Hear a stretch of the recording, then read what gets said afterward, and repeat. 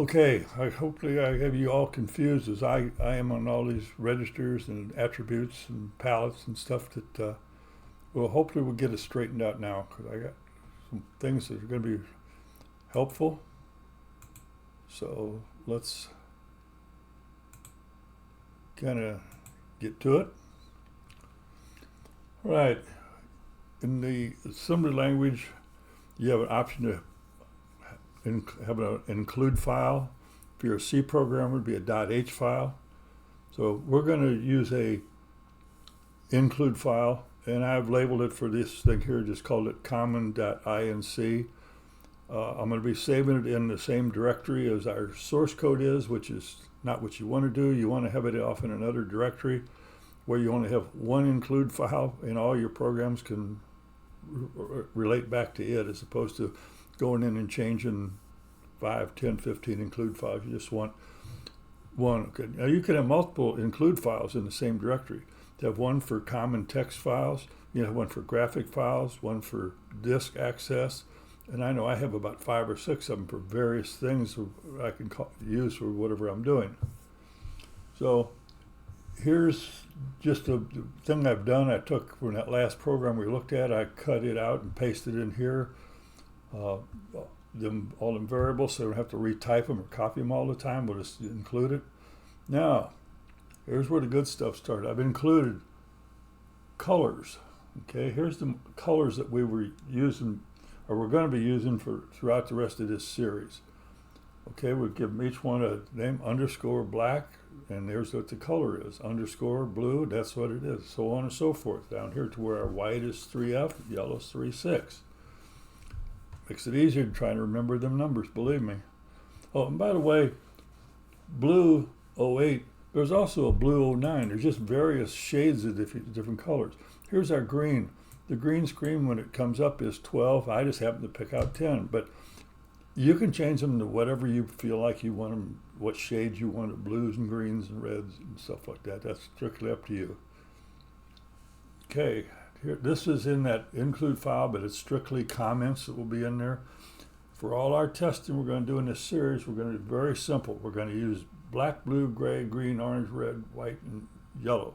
We're not going to do mauve and cayenne and blue tinted magenta and that. We're going to use these basic colors in our background and the same basic colors in our foreground. They're going to look exactly the same. It's very easy to remember, especially when you're trying to go through a lesson like this here. So they're going to be exactly the same.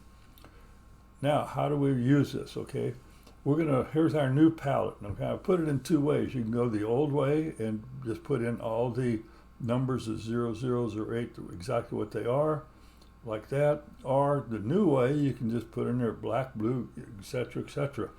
To me, it's much easier to remember. I can put orange in there, and I don't have to remember that it's 34. I can just much easier. Now, how do we get that? How do we install it? Now, here's the code to put the new palette in.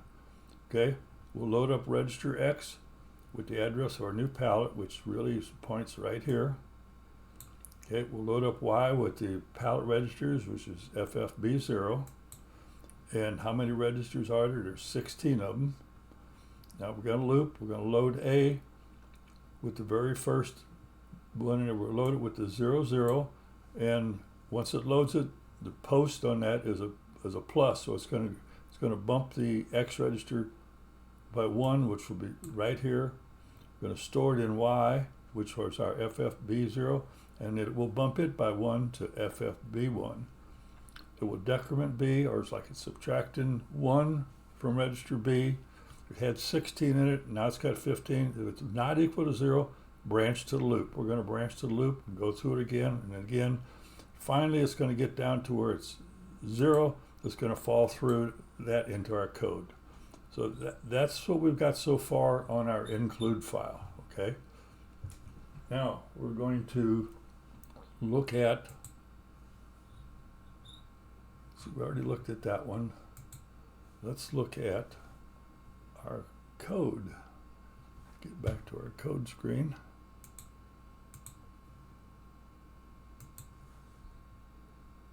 And get to the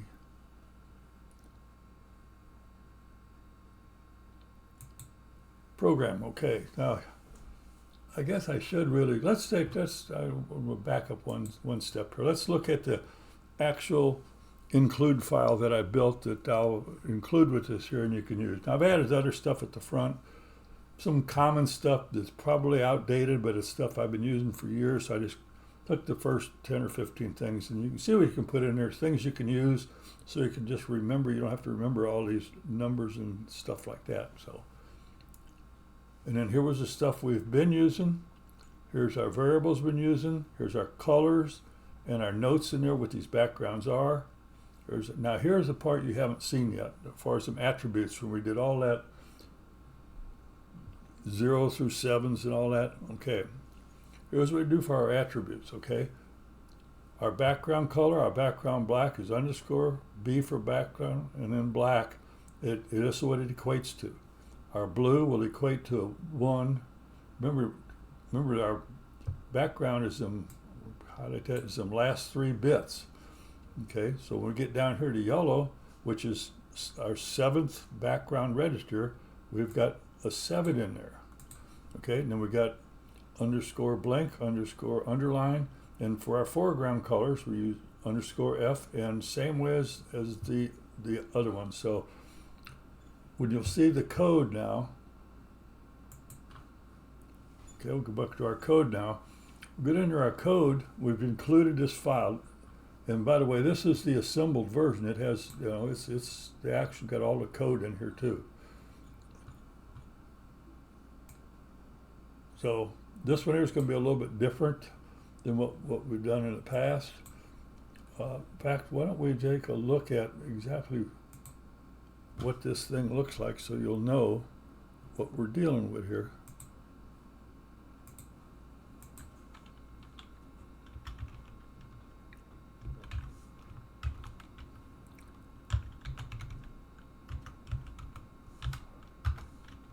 We don't have a basic version of this. You can build one if you want. I didn't.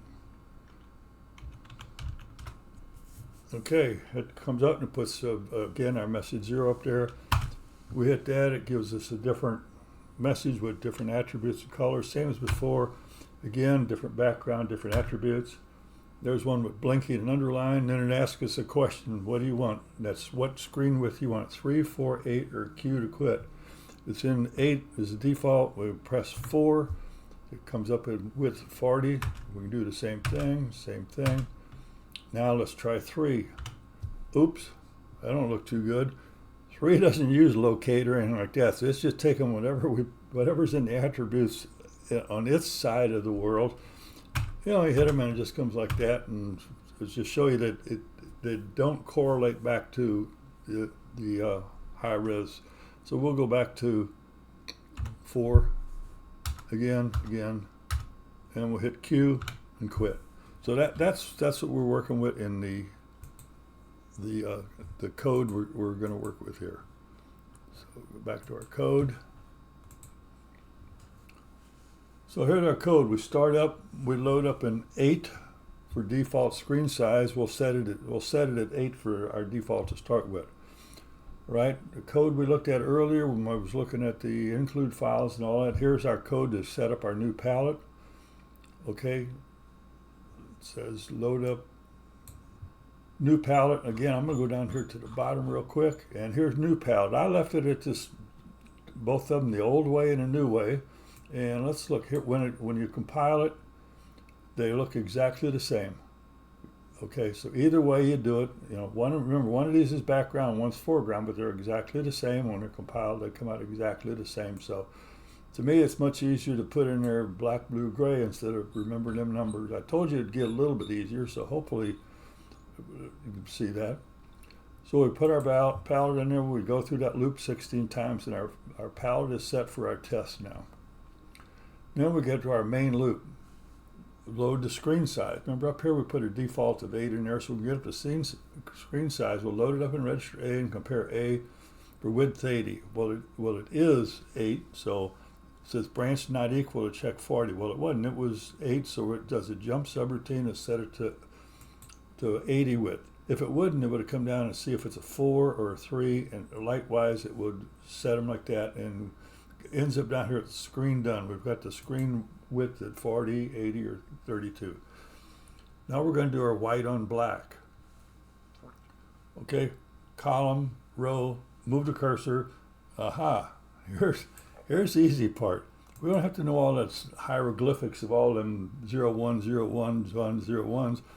We just put in there underscore background of black plus foreground of white, store it in the cursor, and that's it. Now what that compiles to is over here is 30. Okay, you remember we had three bits for foreground, 3 bits for this, so you don't have to do all that math anymore or figure it out. It's right there. We're using our include file. It's done. Come down here, we're going to do yellow and blue. Okay, and you notice up here we did background first and foreground second. Down here we're doing foreground first and background second. It doesn't make any difference. The compiler, when it compiles, they're all going to basically OR them all together as it's compiling it, and that comes up as a 3-9. Again, you don't need to know that if you know your colors, what you want. All right, here we're going to do red and white. Okay, background white, foreground red. Very simple. And our last one, we're going to do orange, black, blank, and underline. So we're going to put background of black, foreground of black, background of orange, underline, and blank. Store that. That compiles out to some big long C4. Again, you don't have to know that if you just remember the names of them.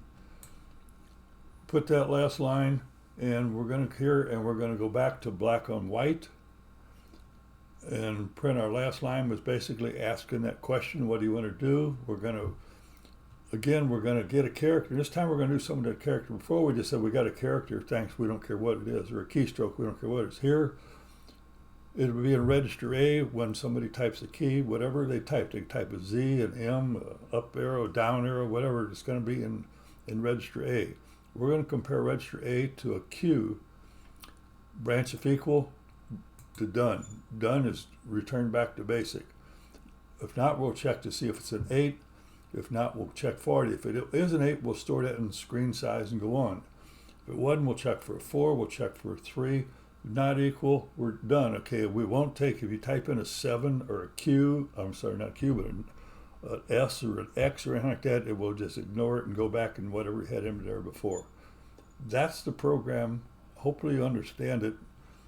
I wanted to make sure, because we're going to use this text stuff a lot. I mean, before we ever get to any graphic stuff. So hopefully being able to put in your attributes and your palettes like this, much easier than all that hieroglyphic stuff I was teaching before. But you need to know the basic underlining of all this stuff so you know what it's doing.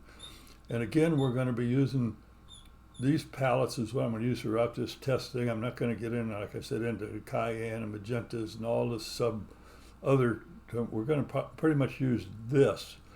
You can use whatever you want in your test. Just set it up however you want. It's very simple. You can just add them to this here, and then, you could use cayenne in here. Okay, you just add, well, in your include file, you could just add a new one.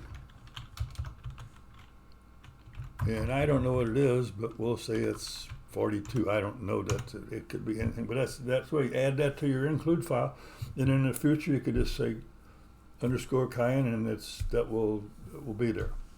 So hopefully this has made a lot more sense. I don't know where we're going next, but I think it's good. Definitely going to be about some test screens, or text screens, I should say. And with that, we can do a lot of stuff that you would normally want to do in programming, regardless of graphic or test. We look at some tables, we'll look at indexing and stuff like that.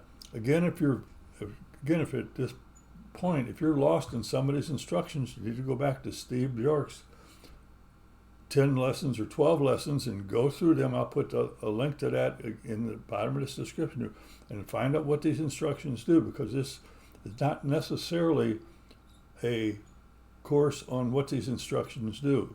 I mean, I will along the way talk about them, but you need to understand them with the books or the courses that's out there. So with that, leave some comments in the comment section. What did I miss? What did I do wrong? What do I need to do? And hopefully we'll get together again soon on the next lesson. And I don't know exactly what I'm doing. I've got 3 or 4 notes and programs started, but I haven't decided. I want to see how well this one went. So I'm happy with it because I was able to tell somebody to use yellow and blue instead of X, Y, Z's and all that stuff. So anyway, enough babbling. Talk to you later. Goodbye.